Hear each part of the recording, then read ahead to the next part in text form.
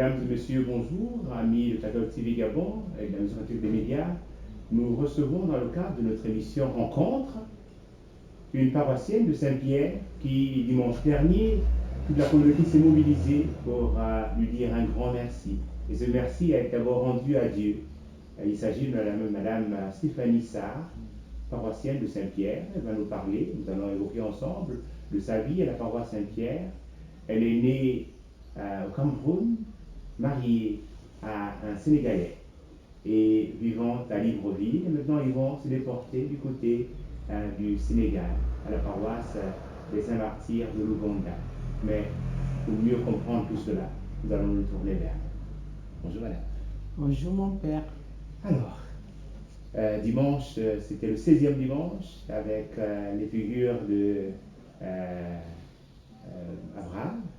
On dit que partir c'est mourir un peu, partir c'est mourir. Alors, comment vous avez vécu ce dimanche? Mon père, je l'ai vécu, c'était extraordinaire, c'était tellement beau, c'était émouvant, j'avais des frissons, surtout que ça correspondait avec la parole de partie d'Abraham qui a reçu les 3 anges qui sont venus et il les a donné de l'eau, il a tué le veau gras. Et c'est ce jour que Sarah, sa femme, a reçu aussi la grâce qu'elle deviendra mère. Donc c'était très émouvant, mon père. Alors, dans cette vie de foi qui vous a conduit à la paroisse Saint-Pierre, vous pouvez nous raconter un peu, vous êtes qui est Stéphanie? Je suis Stéphanie Sarr, paroissienne à l'église Saint-Pierre, membre du conseil des affaires économiques. Et membre du conseil des affaires économiques, où avez-vous fait votre catéchisme J'ai commencé mon catéchisme à Dakar, au martyr de l'Ouganda. J'ai fait 2 années. Et quand je suis arrivée ici, comme je connaissais personne, j'ai inscrit les enfants. J'habitais Montagne-Sainte, il y avait une école à côté de moi, Sainte-Thérèse de l'Enfant Jésus. Donc j'ai inscrit les enfants là-bas. C'est comme ça que j'ai rencontré le responsable. Je lui ai dit que bon, moi je venais d'arriver ici, je ne connaissais personne et j'aimerais aller à l'église. Parce que d'où mon mari travaille, mon époux travaillait à l'ancien port, au port mort. Je viens seulement à la cathédrale. Il m'a dit non, le frère Félix à Dassa. Il m'a dit non, il y a une église à côté. C'est comme ça qu'il m'a amené à Saint-Pierre. Il m'a confié à Maman Tapoyo, Père à son âme, que je vous rends un vibrant hommage, qui était catéchiste de 3e année à l'époque. Et c'est comme ça que Maman Tapoyo aussi m'a emmené chez le Père Gilles, Père à son âme aussi, que je rends un vibrant hommage. Et c'est comme ça que ça a commencé mon histoire à Saint-Pierre. Une histoire belle. Une histoire très belle, mon père, avec beaucoup d'amour, beaucoup de témoignages. Très belle histoire. Et le service que l'Église vous a demandé d'assumer, l'Église paroissiale, en étant membre du Conseil des affaires économiques, à quoi consistait-il? À quoi consiste le service des affaires économiques? Vous faisiez quoi dans le Conseil? Dans le Conseil des affaires économiques, j'étais responsable des quêtes et des deniers, responsable des deniers du culte et des quêtes des travaux, pour les travaux. Donc, à quoi consiste la quête des travaux? Comme nous avons des travaux à effectuer, à faire à la paroisse, en passant, je vais lancer un cri pour demander de l'aide à tous les paroissiens, même ceux qui ne sont pas de Saint-Pierre, et à toutes les personnes de venir nous aider. Saint-Pierre en a besoin, nous avons besoin pour des travaux, parce que nos prêtres n'ont pas de place pour accueillir, nos prêtres, nous n'avons pas de salle pour faire nos réunions. Par exemple, la salle des conseils, on nous partage parfois avec d'autres groupes et mouvements. Donc nous avons besoin de salles polyvalentes, nous avons beaucoup de choses, besoin de choses. Donc je lance ce cri en passant au bienfaiteur, merci mon père, parce que j'oublie trop le mot, au bienfaiteur de venir nous aider à Saint-Pierre. Saint-Pierre vous entend, Saint-Pierre a besoin d'aide, Madame, ça, on dit souvent que la paroisse Saint-Pierre, c'est une paroisse des riches, et qu'on peut demander de Non, l'aide mon pour construire la père, paroisse. Saint-Pierre, vous savez, les gens ont une autre vision de Saint-Pierre. Saint-Pierre, c'est pas que une paroisse des riches. Saint-Pierre, c'est un bâtiment. Saint-Pierre s'étend jusqu'au commissariat central, commissariat Como, la baie des cochons, tous ceux qui viennent là-bas. Ils sont riches parce qu'ils sont dans la paroisse riche avec l'histoire de Dieu, parce que chacun contribue. Saint-Pierre est organisé. Ah, donc la richesse de Saint-Pierre consiste dans son organisation. Dans son organisation, mon père. Ouais.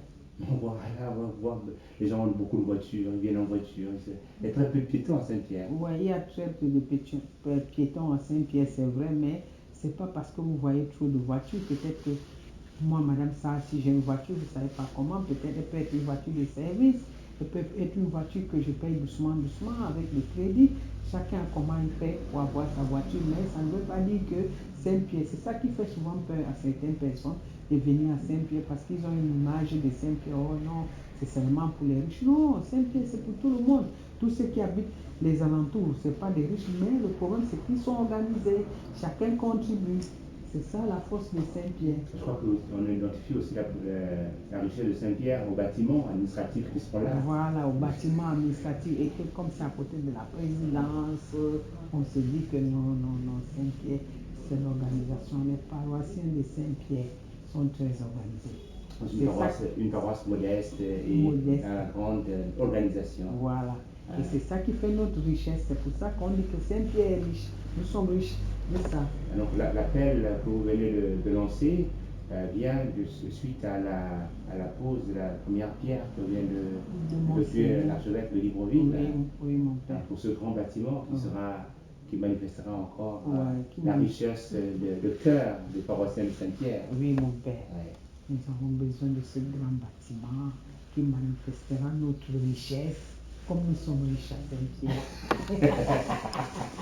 Mais c'est aussi l'expression de la foi, parce que nous donnons, parce que nous croyons en Dieu, et nous voulons que Dieu aussi puisse, au soir de notre vie, nous faire une demeure. Parce que le Saint-Fils dit, dans la maison de mon Père, il y a plusieurs demeures, et je m'en vais vous les préparer. Donc, chacun d'entre nous, on contribue pour aussi donner l'expression de notre foi, parce que je crois en Dieu, et Dieu est éternel, et on lui donne de bâtir sur un roc qu'est le Christ, sur le roc qu'est le Christ. Effectivement, mon père.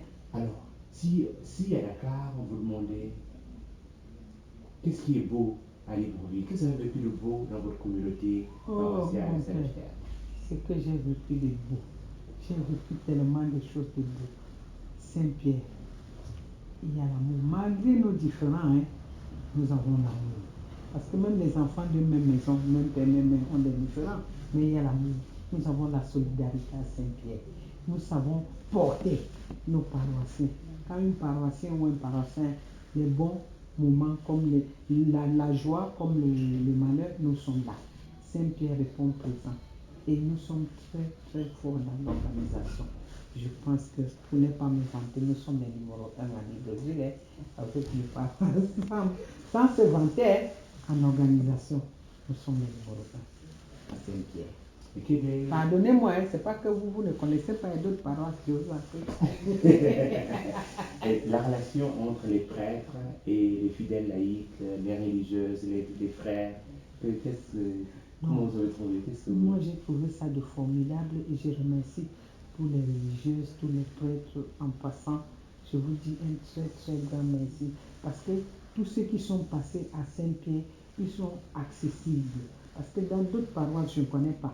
Mais à Saint-Pierre, les prêtres, les religieuses et les frères, ça veut dire qu'ils sont accessibles, ils viennent vers vous, ils communiquent avec vous, vous invitez quelqu'un, ils vous prennent.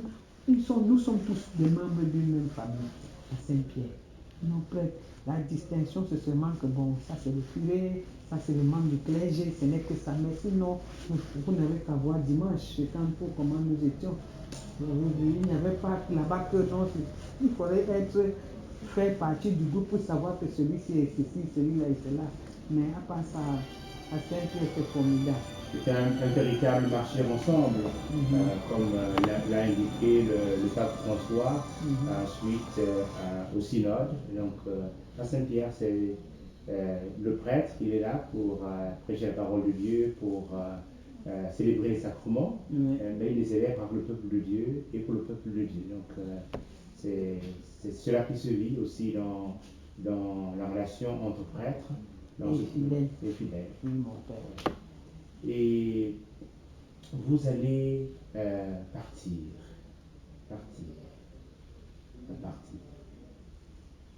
Quand vous entendez le mot partir, qu'est-ce que vous ressentez dans le cœur? Quand j'entends partir, surtout avec la chanson partir, c'est mon Dieu un peu, mon père. Et le pincement dans le cœur, partir. C'est toujours très difficile de partir. Ça n'a jamais été facile de partir. Parce qu'on connaît qui on est, mais on ne sait pas qui on va rencontrer. C'est pour ça que la séparation est trop triste. Il y a beaucoup de gens maintenant que je n'appelle plus. Parce que quand je les appelle, ils se mettent à pleurer. Et moi, ça me fend le cœur. Donc je préfère ne plus les appeler jusqu'à ce qu'ils arrivent à Dakar, la grâce de Dieu. Pensez-vous qu'il est bon de vivre en chrétien? Oui, mon père, il est très très bon. Parce que la première famille, c'est la famille de Dieu. Il est bon. Moi, je suis arrivé jusqu'à ça fait 20 ans que je suis au Gabon. Je n'ai pas une famille en tant que telle. Mais ma vraie famille, c'est l'Église. Vous avez vu tout ce monde-là. Donc, il est très bon de vivre en chrétien et surtout dans les paroisses et d'être dans les mouvements. Parce que quand vous êtes dans les groupes et mouvements, c'est bien. Ça fait qu'on vous connaisse. On ne peut pas vivre chrétien tout seul. Il faut Non, être en communauté. En communauté, c'est plus important. Seul, vous ne pouvez pas. Seul, vous ne pouvez pas. Une parole, Madame Sarr, pour ceux qui vous écoutent et un envoi des fidèles de Saint-Pierre. Les fidèles de Saint-Pierre, je vais d'abord vous dire un très très très grand merci. Grand merci à vous. Grand merci à mon curé et à tout le clergé, aux religieuses. Grand merci aux frères, grand merci à tous les fidèles, sans exception. Je n'ai oublié personne. Que personne ne dise que Madame Sarr, tu ne m'as pas oublié, tu n'as pas cité mon nom. Grand merci comme ça. À tout le monde. Et à vous aussi, mon père. Merci Madame Sarr pour ce beau témoignage de vie. Mais est-ce qu'il y a eu quelque chose que vous avez reçu comme grâce? Ou bien, sans doute les grâces sont nombreuses, mais vous pouvez nous raconter quelque chose de vécu dans la paroisse, de par l'écoute de la parole de Dieu, la guérison, la maladie d'un enfant, vous avez reçu une grâce qui est particulière? J'ai reçu beaucoup de grâces, mon père. Et j'ai reçu une grâce, par exemple, pour la maladie de mon fils. Un jour, j'ai un fils qui est au lycée de Yomba. Il va à l'école. Après, on m'appelle. Vous êtes la mère de tel? Je dis oui. On me dit qu'il a besoin de vous, vite au lycée. Le temps que je suis dans le taxi, j'ai pris le lycée. On me dit que non, c'est le tour, je suis dans Gondé. À l'époque, ce n'était pas les militaires. J'arrive au CHU dans Gondé, je ne sais pas ce qui s'est passé. J'avais tellement peur, mon père. Mais comme un jour, j'ai suivi dans la prêche. Non, c'était même pas dans la prêche, on était en reconnexion. Et le prédicateur a dit, quand vous avez un problème, il nous a raconté une petite histoire. Il dit, à la Deuxième Guerre mondiale, il y avait, je ne sais pas si c'est l'Empire ottoman, si c'était quoi, bref, à la Deuxième Guerre mondiale, c'est les Allemands qui étaient venus jusqu'à la porte de Rome. Ils voulaient entrer à Rome. Mais le pape de l'époque, il a dit, n'ayez pas peur. On n'a ni armes, ni qui pour se défendre, mais nous avons le chapelet de la Vierge Marie. Prenez le chapelet. Donc, tous ont pris le chapelet. Tous ceux qui étaient là-bas, tout Rome, les paroissiens, ils ont pris le chapelet. Mon père, il a témoigné qu'ils ont fait le chapelet. Jusqu'aujourd'hui, ils n'ont pas pu entrer à Rome. C'est aussi la victoire bluffante, célébrée le 7 octobre avec Notre-Dame du Rosaire. Voilà. Et donc, vous avez, pour la vie de votre enfant aussi, le chapelet. pour la maladie de mon fils, j'ai pris le chapelet. Et quand j'ai pris le chapelet, j'ai dit à la Vierge, Maman Marie, je ne sais pas ce qui se passe, parce qu'on ne veut pas me dire. Mais quoi qu'il se passe, Sainte Vierge, fait que je retourne avec mon fils. Parce que tu as dit quand une maman a des problèmes, qu'elle te regarde, qu'elle s'adresse à toi. Donc c'est comme ça que j'arrive. Mon fils avait le problème de cœur. Son cœur ne pompait pas assez de sang, ça ne donnait pas comme il fallait. C'était pas bon parce que sur tous ces papiers, c'était urgence. Je suis restée là-bas jusqu'à 16 heures.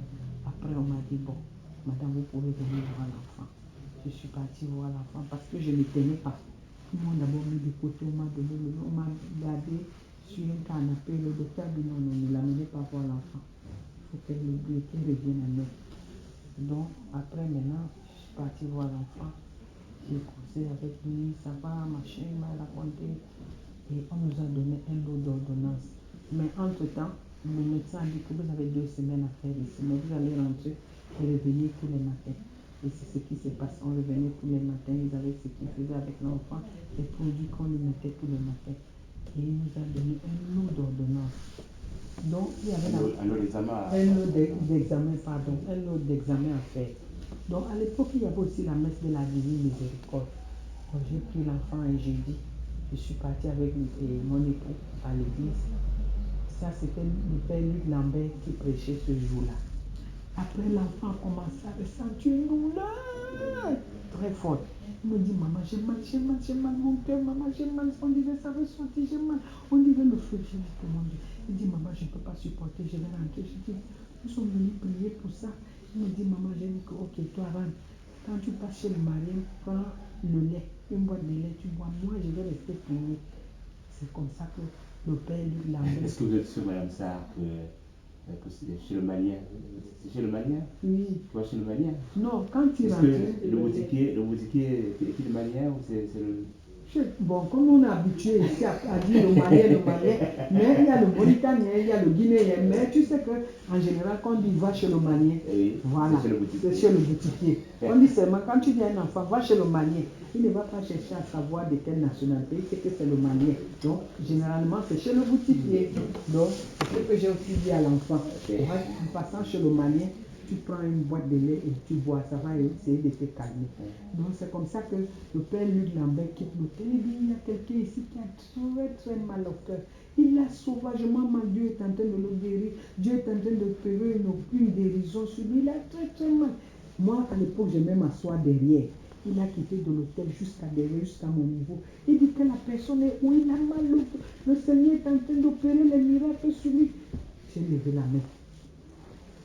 Il me dit que cette personne va passer. Il a beaucoup d'examens à faire, mais au nom de Jésus, on ne trouvera rien.